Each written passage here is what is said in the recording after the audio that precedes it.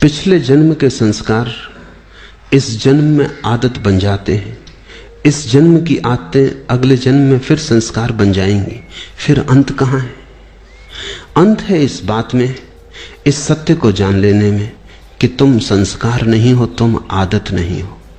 अंत है इस सत्य के प्रति जाग जाने में कि तुम पृथक हो। अंत है होश में, अंत है साक्षी भाव में। निश्चित ही तुमने कल भी क्रोध किया था, परसों भी क्रोध किया था, आदत बन गई। आज किसी ने जरा सा उकसा दिया, अंगारा तो था ही भीतर, रोज रोज संभाला था, हो गए। राख भी जमी थी तो बस ऊपर जरा सी परत थी, किसी ने फूंक मार दी, परत झड़ गई, अंगारा बाहर आ गया, तुम क्रोध से भर गए। आज तुम क्रोध करोगे, कल के लिए फिर और तैयारी हो गई।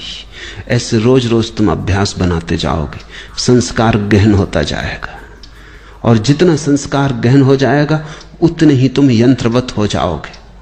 कोई भी तुम्हारी बटन दबा दे तो क्रोध करवा दे, कोई भी तुम्हारी बटन दबा दे तो तुम प्रसन्न हो जाओ। कोई भी झुक के नमस्कार कर ले, तुम्हारी प्रशंसा कर दे तो तुम गदगद। कोई जरा गाली दे दे तो तुम जार जार। तुम यंत्रवत हो जाओगे और बटने लोगों को पता हो जाती। सबको पता है एक दूसरे की बटने, कहां से दबा दो कि सब ठीक हो जाता है, कहां से दबा दो कि सब गड़बड़ हो जाता है। तुम मशीन हो क्या या मनुष्य हो? मनुष्य होने का इतना ही अर्थ है कि कोई तुम्हारी क्रोध की बटन दबाए चला जाए, लेकिन तुम कहते हो नहीं करना, तो बटन दबती रहती। वो आदमी थक जाता, लेकिन तुम क्रोध नहीं करते। तुम कहते हो मैं अपना मालिक हूं, जब करना चाहूंगा करूंगा, जब न करना चाहूंगा नहीं करूंगा। प्रतिक्रिया और क्रिया में यही फर्क है।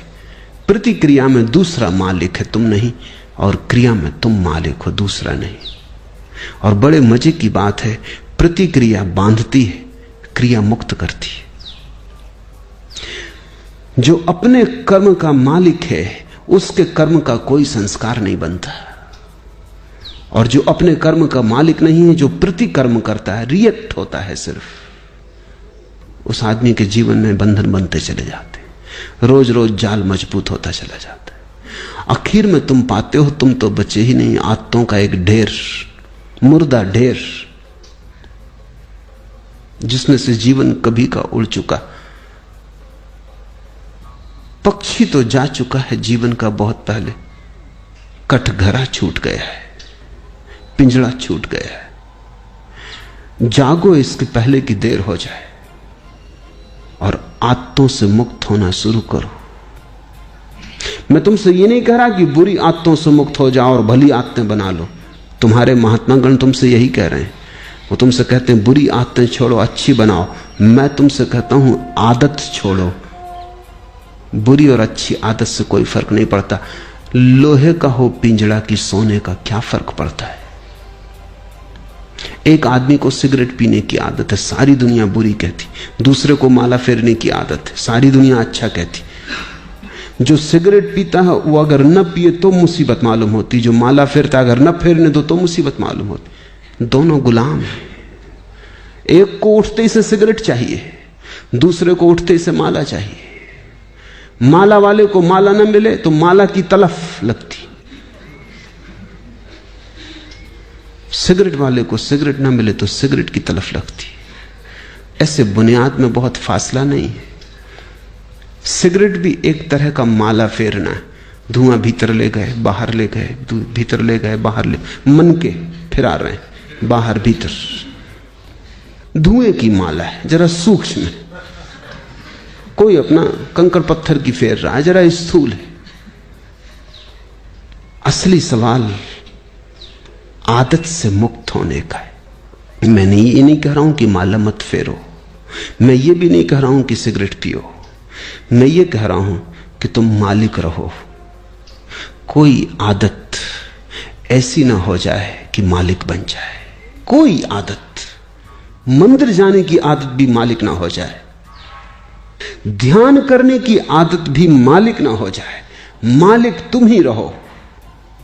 मालकियत बचा के आदत का उपयोग कर लेना, यही साधना है। मालकियत खो दी और आदत सवार हो गई तो तुम यंत्रवत हो गए, तब तुम्हारा जीवन मूर्छित है। ऐसे लोग हैं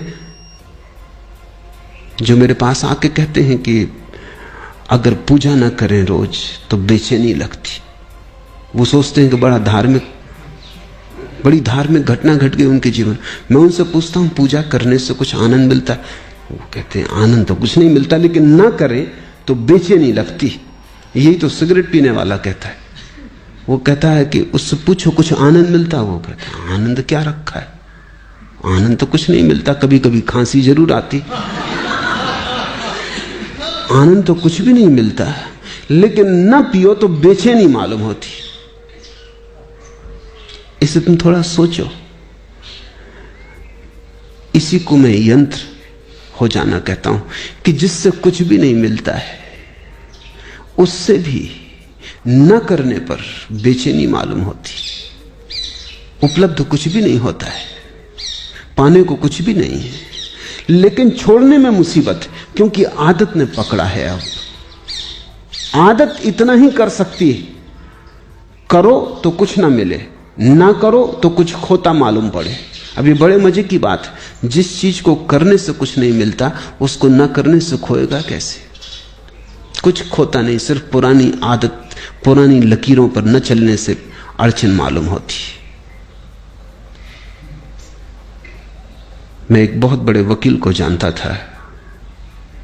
उनकी आदत थी कि जब भी वो अदालत में खड़े होते, पैरवी करते, बड़े वकील थे, अंतर्राष्ट्रीय ख्याति के थे, लंदन और पेकिंग और दिल्ली 3 जगह उनके दफ्तर थे।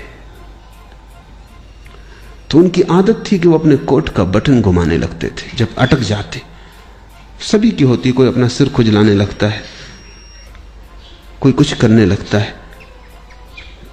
उस आदत का भी वैसा ही उपयोग है जैसे बटन दबाने का। तो अगर जब भी उनके विचार उलझ जाते या कोई उत्तर न सूझता तो वो कोट का बटन घुमाने लगते। घुमाने से कुछ मिलता था ये तो पक्का पता नहीं, क्योंकि कोट का बटन घुमाने से क्या मिलेगा।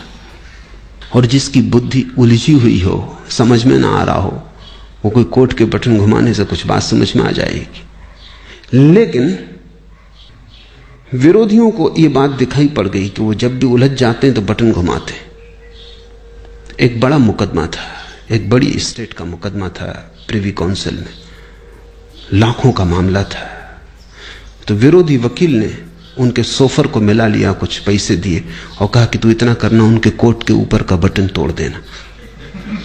तो वो जब अदालत में अपना कोट लेके हाथ में रख के आए तो वो बटन नदारद था। तो उस वक्त उन्होंने देखा भी नहीं, कोट डाल लिया। जब वो पैरवी करने लगे और वक्त आया, हाथ कोट के बटन पर गया, बस सब गड़बड़ हो गया। जैसे मस्तिष्क ने सांस छोड़ दिया, कुछ सूझबूझ ही ना रही, चक्कर सा मालूम हुआ, बैठ गए। पहला मुकदमा हारे वो मुझसे कहते थे कि उस बटन से मुझे मिला तो कभी कुछ नहीं, लेकिन गंवाया मैंने बहुत। उस बटन के घुमाने से कुछ मुझे सूझबूझ आती थी ऐसा भी नहीं था, लेकिन बटन न पाके बस मैं समझ ही ना पाया कि अब क्या करूं। हाथ से जैसे कोई हथियार छूट गया। भरोसा किए बैठे थे और वक्त पर जिस पे भरोसा था वो दगा दे गया।